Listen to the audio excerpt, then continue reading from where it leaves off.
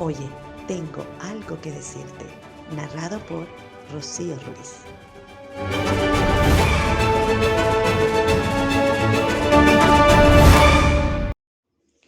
Oye, tengo algo que decirte. Capítulo 7. Lo que se pierde por ver televisión. La televisión por sí sola es un pobre sustituto del ambiente de estímulo personal y rico en experiencias de aprendizaje que requieren niños y jóvenes. Allí está Pedrito, con los ojos clavados en el televisor. Su mamá le habla, pero él está como hipnotizado. Bueno, ¿qué más da?, se dice a sí misma. Mientras él se entretiene con la televisión, yo aprovecho para hacer mis cosas. ¿Es esto lo más conveniente? Pues no, ya que mientras ella gana, su hijo está perdiendo. Es verdad que la madre aprovecha el tiempo, pero el niño está sufriendo una pérdida incalculable al dejar de hacer precisamente lo que más necesita para su desarrollo integral, que es interactuar con su ambiente, especialmente con la gente que lo rodea. Las necesidades del niño y del joven. ¿Qué es una necesidad? Según Anita Wolford, es un requerimiento biológico o psicológico, un estado de privación que motiva a una persona a actuar hacia una meta.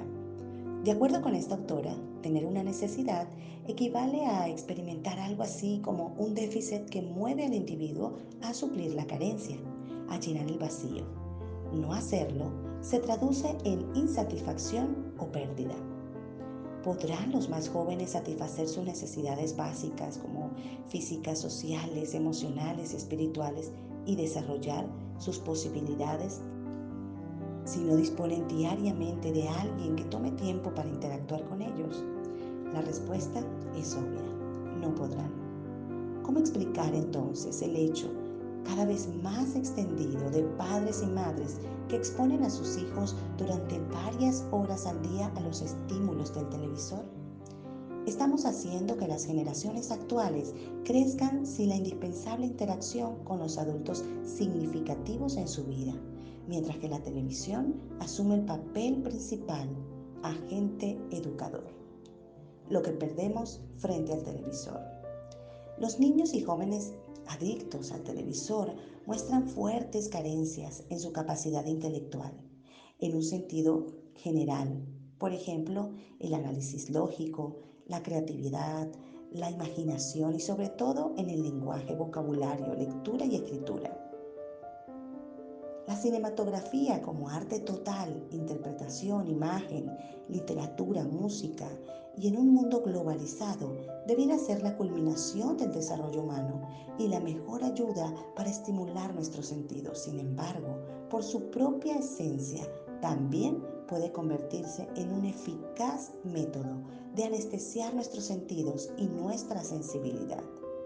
¿Quién no se siente perturbado por la evidencia que emana de las escuelas en las que los alumnos actuales causan la impresión de sufrir una epidemia de trastornos de la atención, habilidades de lenguaje deprimidas y escasa comprensión de lo que leen, y en las que los profesores informan que los alumnos carecen más que nunca de capacidad analítica, creativa y de constancia? Lamentablemente, muchos permanecen imperturbables ante esta realidad. Sin embargo, deseamos precisamente suscitar inquietud entre padres, educadores, orientadores sociales y todos aquellos que tengan que ver con los niños de nuestras familias y comunidades. Sencillamente, nos interesa crear tal inquietud porque lo que está en juego es muy valioso: nuestros niños y adolescentes, su formación como hombres y mujeres de bien, que usen sus facultades para su superación personal y para el desarrollo de la sociedad. Esa formación solo se puede proporcionar cuando los adultos rodean a los niños y jóvenes de ambientes ricos en estimulación personal y en experiencias positivas de aprendizaje. No hay nada más estimulante para el intelecto que la lectura. En cambio, si la principal y a menudo exclusiva fuente informativa de los niños y adolescentes es la televisión, que los priva de un ambiente adecuado para la exploración, el movimiento y la creatividad, ¿cómo van a recibir suficientes estímulos positivos? Se ha demostrado que la televisión es un pobre sustituto para lograr tales objetivos. En la experiencia de la televisión, el espectador es arrastrado por las exigencias de un aparato mecánico y es incapaz de poner en juego sus habilidades mentales más altamente desarrolladas o de satisfacer sus necesidades emocionales individuales. Se entretiene mientras ve televisión, pero su participación pasiva lo deja inmutable en el sentido humano, porque si el ver televisión proporciona diversión, el leer, en cambio, permite y respalda el crecimiento. Algunas necesidades básicas del niño y del joven. En sentido general, todo niño y joven tiene necesidades que se manifiestan muchas veces como carencias o pérdidas. Físicas, que es el sueño adecuado, alimentación saludable, libertad de movimiento. Sociales, interacción con sus padres y con el grupo. Psicológicas y emocionales, aceptación, autoestima, seguridad, disciplina y apoyo. Y por supuesto las necesidades espirituales, conocimiento de Dios, confianza y obediencia. Otras necesidades se relacionan con aptitudes de las que debieran disponer los más jóvenes para poder vencer en la lucha por la vida. Glenn y Nelson, por ejemplo, afirman que todo padre o educador tiene que hacer esfuerzos para transmitir a los niños y adolescentes la convicción de que son capaces de lograr resultados, tanto para su propio beneficio como para los demás. La capacidad de entender y manejar sus propias emociones, la predisposición a trabajar en equipo y a relacionarse con los demás, el sentido de responsabilidad sobre sus actos, al reconocer la existencia de límites y las consecuencias de ignorarlas o violarlas, y la capacidad de analizar situaciones y usar bien su juicio para tomar decisiones. Sugerencias para un buen uso de la televisión. La televisión puede ser un excelente instrumento informativo y cultural, pero debe ser usado con la máxima prudencia. Hay programas muy interesantes que pueden ser de carácter histórico sobre la naturaleza, viajes, geografía e historia, espirituales entre otros. Los padres deben utilizar este recurso positivamente. Aquí tienen algunas recomendaciones que nos da Rose Campbell. Establezca límites y horarios para el uso del televisor. Examine si tiene una guía de programas y determine cuáles son los apropiados para sus hijos. No permita el uso del televisor antes del horario escolar y mientras los niños no hayan completado sus tareas. Mantengan el televisor apagado durante las horas de las comidas. Haga que se respete el horario que se ha establecido para ver televisión. No ceda a las presiones de sus hijos solo para mantenerlos tranquilos. Evite usar el televisor como niñera. Busque otras formas de entretenimiento como juegos o lecturas. Tenga a la mano algunos buenos videos y películas grabadas para que en ocasiones en que necesite entretenimiento familiar al instante lo pueda tener. Vea televisión con sus hijos. Este hábito le permitirá compartir con ellos sus ideas y conducirá a situaciones naturales de enseñanza en las que podrá comunicarles que es apropiado o inapropiado, tomando en cuenta qué cosas armonizan con los valores de su familia y con sus creencias. Los beneficios de la lectura. Un estudio realizado por la Asociación Internacional para la Evaluación del Logro Educacional, cuyos resultados ofrecemos en el siguiente texto, muestra la importancia de la lectura en el lenguaje en los niños y en el desarrollo de su capacidad de comprensión. En esta investigación participaron unos 210,000 niños, divididos en dos grupos de 9 y 14 años respectivamente, provenientes de 32 países. Entre los muchos datos de interés, se encontró que los niños de Finlandia obtuvieron los mayores índices en capacidad de lectura. Estos niños no solo leían mejor, también comprendían mejor el contenido del material leído, prosa narrativa, prosa expositiva y documentos. Se observó además que todos los países que ocuparon los lugares más destacados se caracterizan por facilitar a los alumnos el mayor acceso a los libros en el hogar, en las bibliotecas de las comunidades, en las librerías y en las escuelas. De igual manera, los alumnos que mostraron mejor capacidad de lectura indicaron que disponían de muchos libros a su alrededor. Estos alumnos poseían un mayor y mejor vocabulario y se expresaban con más propiedad de palabra y por escrito. Un hallazgo interesante relativo al uso de la televisión fue que, como regla general, los niños y jóvenes que veían televisión a menudo quedaron en los niveles más bajos de capacidad de lectura en comparación con aquellos que veían menos. ¿Y cómo voy a conseguir que le guste leer? La lectura es uno de los mejores hábitos que podemos inculcar a los niños y jóvenes. Aquí tenemos algunas sugerencias de Doris Howard que nos ayudarán a hacer que la buena literatura resulte atractiva para nuestros hijos. Para empezar, si usted lee regularmente y comenta con naturalidad lo mucho que disfruta y aprende leyendo, será fácil que a sus hijos les surja el deseo de leer con regularidad. En segundo lugar, lea a sus hijos desde sus primeros años. Hay libros con vocabulario adaptado para todas las edades. No espere a que su niño sepa leer para leerle. Tercero, seleccione cuidadosamente el material de lectura para sus hijos. Debe ser ameno, con mucho colorido y apropiado a su edad. Cuarto, muestre su aprecio por los libros. Al ubicarlos en lugares especiales de su hogar, por ejemplo, estantes o bibliotecas designados únicamente para ellos. Quinto, suscríbase a revistas que alimenten el interés de los niños por la buena lectura. Sexto, visite librerías y bibliotecas con sus hijos. Séptimo, lleve siempre buenas revistas y buenos libros en su automóvil, cuando la familia viaje y para los momentos de espera. 8. Anime a sus hijos a destinar parte del dinero que reciben para comprar también sus propios libros. Para crear un ambiente verbalmente rico. Estas son algunas prácticas que ayudan a mejorar nuestra capacidad de comprensión y de expresión verbal. Cuantas más practiquemos, más nos enriqueceremos.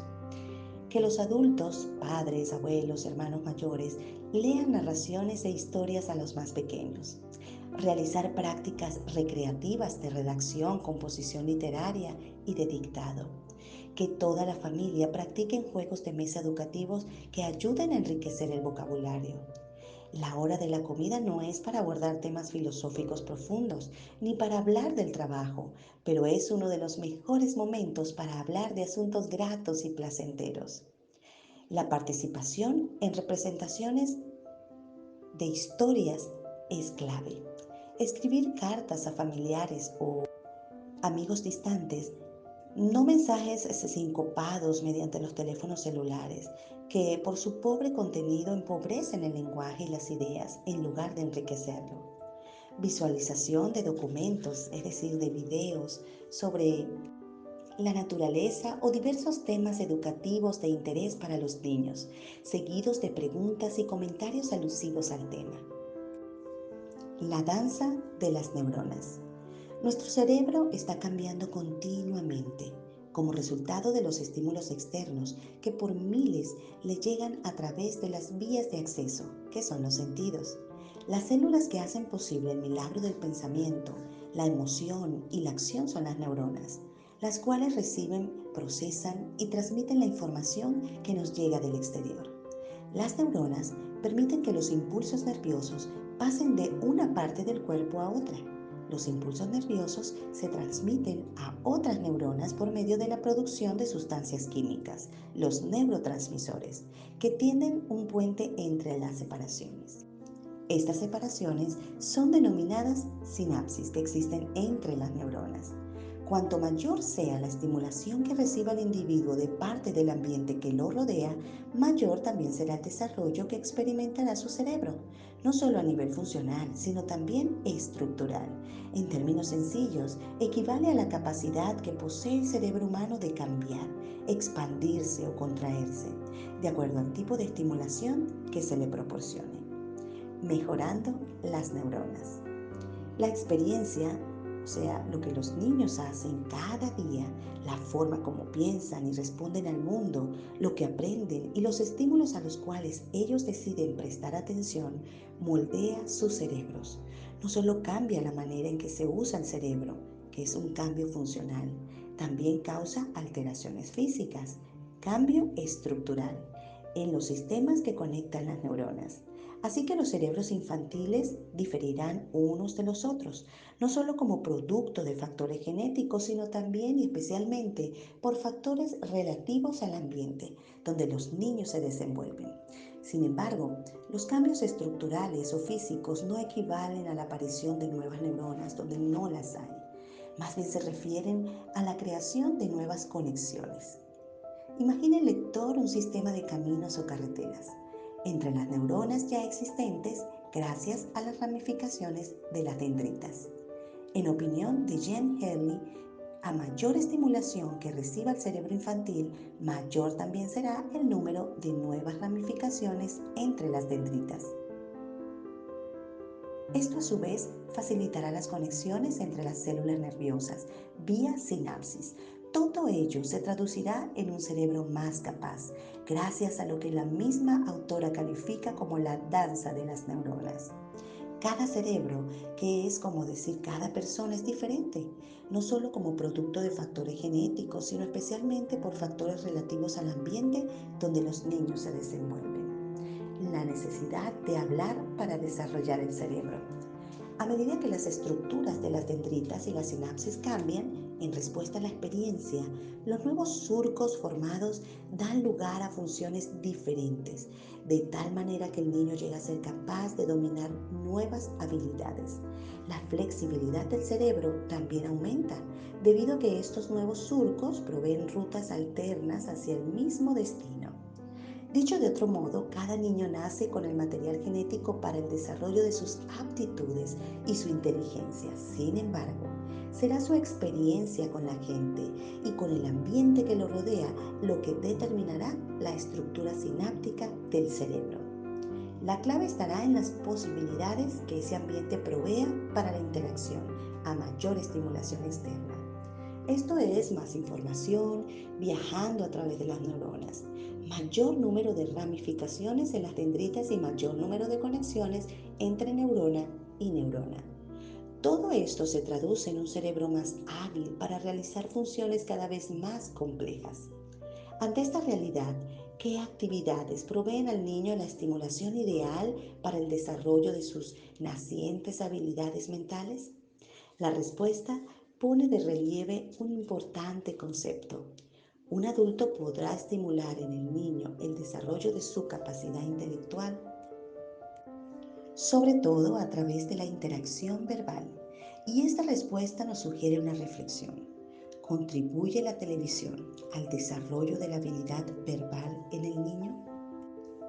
La cultura de la palabra. La palabra es lo que nos distingue en mayor medida de los animales. Ella nos da la posibilidad de comunicarnos. Además de lo primero y primordial, nos permite elaborar nuestras ideas y controlar racionalmente nuestra vida emocional. Por eso hemos de fomentar en nuestra familia la cultura de la palabra, el buen uso de nuestra capacidad verbal. Hay algunos elementos que contribuyen directamente a la formación de dicha cultura. Primero, conversar con los niños de forma natural acerca de sus vivencias cotidianas. Se espera que la comunicación fluya por un canal de doble vía, que ambas partes la disfruten y que tengan todas las características de un encuentro de significados compartidos. En estos encuentros, el adulto aprovechará para enseñar al niño a ordenar y enlazar las palabras en frases y oraciones con sentido, sentando así las bases del pensamiento organizado. Para hablar y comunicarse, los niños necesitan interacción. Escuchar la televisión no es suficiente. Al hablar a los niños, los adultos les muestran cómo utilizar nuevas palabras, estructurar frases y expresarse y cómo sostener una conversación, cómo presentar un tema, comentar sobre él, ampliarlo y esperar para tomar la palabra. Nada de esto es posible si no hay interacción verbal entre el niño y los adultos que conforman su entorno, pues el lenguaje es un acto social. Segundo, leer al niño y que él mismo lea. La lectura, según Maria Wynne, requiere o estimula un proceso de transformación simbólica, convertir las letras en sonidos y los sonidos combinados en palabras. La imaginación. Los personajes y los escenarios son creados en la mente del que lee o escucha la lectura. una mayor concentración que ver televisión, el enriquecimiento del vocabulario, el desarrollo de la habilidad de redacción. Estos beneficios son de tal magnitud que el siguiente consejo de Kai Kusma a un padre interesado en que su hijo de 8 años cultive el hábito de la lectura resulta muy apropiado. Apague el televisor, saque de su hogar los juegos de video, visite con él la biblioteca, compre libros y comience a leerlos en voz alta. Lea en el carro antes de acostarse, lea, dedique tiempo. El niño querrá leer también, solo que no lo presione. Tercero, tiempo. Permita que el niño tenga tiempo para hablar consigo mismo. Este espacio dirige al niño mientras ejecuta cualquier tarea. Al parecer se produce mayormente entre los 5 y 7 años de edad y desaparece alrededor de los 9, cuando el niño transforma sus pensamientos audibles en discurso silencioso interno. La pregunta obligada es, ¿tiene el niño de hoy suficiente tiempo para hablar consigo mismo? Probablemente no. Si delante de ellos hay un televisor encendido, la mayor parte del día esto no sucederá. Los dos hemisferios del cerebro. Nuestro cerebro está dividido en dos mitades simétricas llamadas hemisferios. Hemisferios especializados en la realización de funciones específicas. El hemisferio izquierdo es el especialista en actividades verbales, hablar, leer, escribir, actividades lógicas y análisis de la información. El hemisferio derecho, en cambio, es más visual que auditivo y se especializa en la comprensión de las relaciones espaciales y el reconocimiento de patrones de dibujo, la música, las emociones. En opinión de los científicos, esta diferenciación de funciones de cada hemisferio cerebral es propia de un cerebro adulto. En cambio, según Maria Winn, cuando un niño nace, su cerebro no se ha especializado.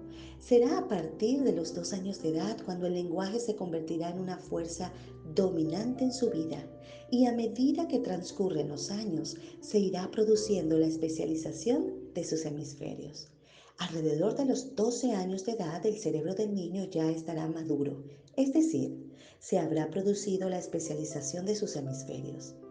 ¿Qué diferencias habrá entonces desde el punto de vista lingüístico entre un niño que reciba mucha estimulación verbal en comparación con uno que reciba poca? Un niño que reciba excesiva estimulación visual, por ejemplo, ver mucha televisión, crecerá con menos aptitudes lingüísticas que aquel que reciba estimulación verbal. Sus padres le hablan, leen con él, escuchan atentamente lo que dice. La respuesta es sí. Hay mucha diferencia. Se está viendo que se ha producido una seria disminución de la habilidad verbal entre los niños que crecieron viendo televisión durante muchas horas. Sin embargo, alguien podría, con razón, argumentar que también hay mucho contenido verbal en la televisión. ¿Por qué decimos entonces que la televisión es negativa para el desarrollo lingüístico del niño?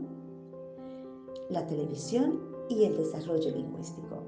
Primero, el lenguaje predominante en la televisión es visual, es iconográfico, es no verbal. En ese lenguaje, la unidad simbólica por excelencia es el rostro humano, con el cual el televidente siente la ilusión de interactuar cara a cara.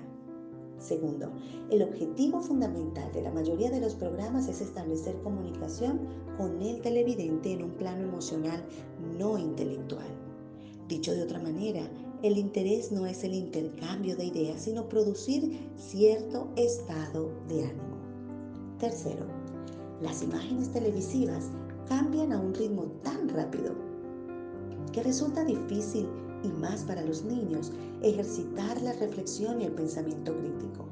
La razón estriba en el hecho de que para que el televidente pueda procesar y evaluar lo que está viendo, debe antes convertir las imágenes y sonidos en palabras e ideas, labor que se dificulta por la rapidez de esos estímulos visuales y auditivos. Mientras los niños ven televisión, los estímulos rápidos y repetitivos, las luces titilantes y los patrones de puntos producen en ellos un efecto similar al hipnótico, llamado habituación. En este caso, el cerebro, abrumado por el torrente de estímulos en rápida sucesión, decide no procesar información y se limita a absorberla sin que medie un filtro crítico. Las ondas eléctricas cerebrales. Donna Havenich, profesora de psicología educativa, considera que este efecto semi-hipnótico de la televisión en la mente infantil se debe a la acción de las diferentes clases de ondas eléctricas que operan en el cerebro humano. Las ondas beta proceden de un cerebro alerta, pensante. Las delta de un cerebro que duerme. Las ondas alfa resultan de un estado despierto pero relajado y no pensante del cerebro. ¿Qué ondas predominarán en el cerebro humano mientras se expone por largos periodos a los rápidos y cambiantes estímulos que proceden de la pequeña pantalla? Por supuesto, las ondas alfa, esas que producen un estado de relajación no consciente, en el cual la nota tónica es la ausencia de argumentación, de análisis y reflexión. Actividades mentales superiores que únicamente son posibles gracias a la capacidad verbal del ser humano.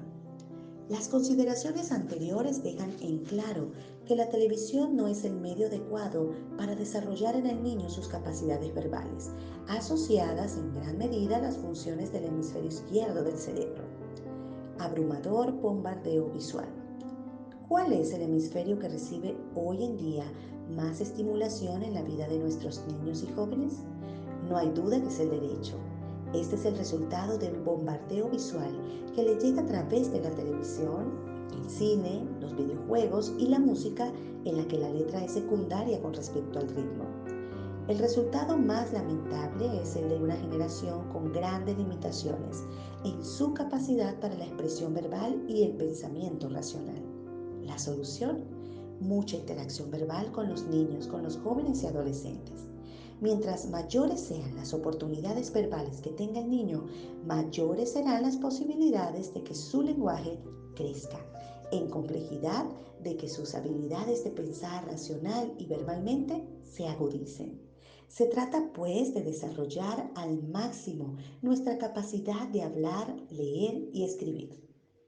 ¿Quiénes, sino los padres, son mayormente responsables de crear el ambiente adecuado para que se produzca el intercambio verbal que podrá hacer de sus hijos hábiles pensadores? La realidad, sin embargo, es otra.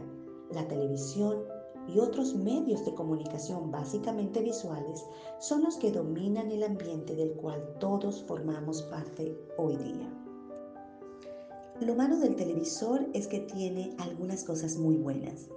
Pero lo peor de la televisión para los niños es que por ella dejan de hacer lo que más necesitan: relacionarse con su entorno y con la gente que los rodea. Las consecuencias comienzan a ser palpables debido al surgimiento de una nueva generación de jóvenes con grandes deficiencias en sus capacidades verbales y racionales. Se impone pues nadar contra la corriente y crear las condiciones para que los niños y jóvenes de hoy crezcan en medio de una cultura de la palabra, que haga de ellos individuos competentes tanto verbal como intelectualmente. Interacción verbal y desarrollo mental. Cuando un niño nace, trae consigo un repertorio de capacidades innatas para su desarrollo posterior, pero será gracias a la interacción con la realidad circundante que esas habilidades elementales se convertirán en funciones mentales superiores. ¿Qué papel desempeña el adulto en el desarrollo de estas funciones? La construcción del conocimiento es un proceso social en el cual el niño aprende formal e informalmente de adultos y compañeros más experimentados.